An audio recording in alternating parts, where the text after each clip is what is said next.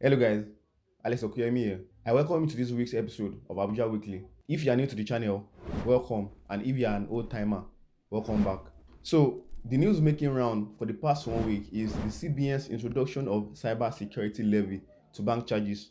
So, on this channel this week, I will be informing you on everything that you have to know about this cyber security levy, the conditions, the exemptions, and why CBN thinks this is the next right thing to be done. So grab a cup of whatever it is that you take and enjoy the ride. On Monday, 6th of May 2024, the CBN ordered a new directive to all commercial banks in Nigeria, which is they should start charging cyber security levy on all electronic transactions. This was in a circular signed by the Director Payment System Management Development, Shibuzo Efobi, and the Director Financial Policy and Regulation Department, Haruna Mustafa. So, the first question, what is the purpose of this levy?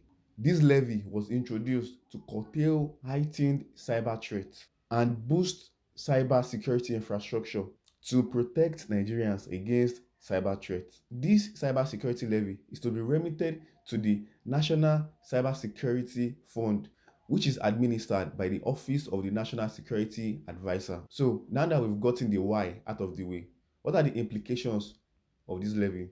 These charges will be paid on every electronic transaction and it will be deducted from the transaction of the originator.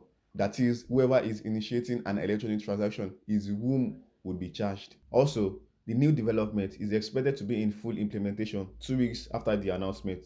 The announcement was made on May 6th, 2 weeks after happens to be May 20th. You also need to know that these cyber security charges is in no way going into the bank's account. It is going straight into the NCF account, that is the National Cyber Security Fund, the account there with the CBN. That is where banks are expected to remit all of the cybersecurity charges to. And they are to do that within the first 5 working days of every month.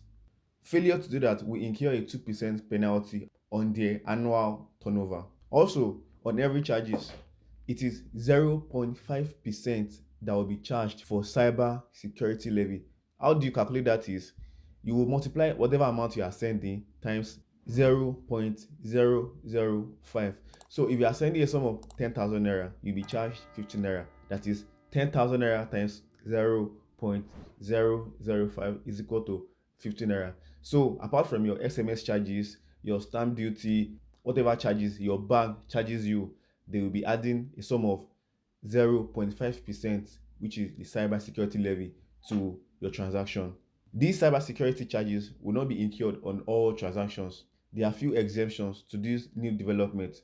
The exemptions are: one, if you are engaging in intra-account transaction, that is, if you are sending funds from your account that you have with Bank A to same account of yours of Bank B. For instance, if you are transacting funds from, let's say, your account from First Bank to your account on, let's say, Polaris Bank, these cyber security charges will not be implemented on such transaction. Also, loan disbursement and repayment are exemptions as well. Another exemption is salary payments. Also, there is intra-bank transfers. That is, if you are sending to somebody else that uses the same bank as you, this levy will not take place. If you are sending money to a non-profitable or charitable organization that is registered, they will not implement this cybersecurity levy in your transaction. Also, educational institution transaction, if you are paying, let's say, your school fee or anything that has to do with institution, these charges will not take place. There are a few more exemptions, but these are the ones that I see that they really hit home and they affect many people. That's all that you need to know as regard cyber security charges. People have been reacting since this circular made it to the public space. On Thursday, members of the House of Representatives have asked the CBN to withdraw this circular and issue a more understandable one. The NLC has also opposed this directive, calling it an additional burden on hardworking Nigerians. And of course, this statement was issued by Joe Ajero, the NLC president. It demanded that the policy should be reversed and a cybersecurity measure that does not impose any more burden on Nigerians should be introduced.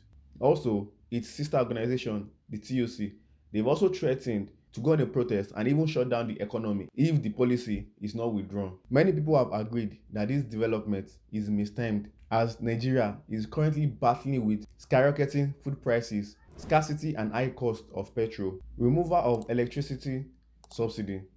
I mean, these are just few reactions of Nigerians. I would like to hear what you have to say about this new directive by the CBN. I'll be waiting to hear from you in the comment section. If you made it this far in the video, kudos, you've armed yourself with adequate and up-to-date information. Catch you on the next one. See ya.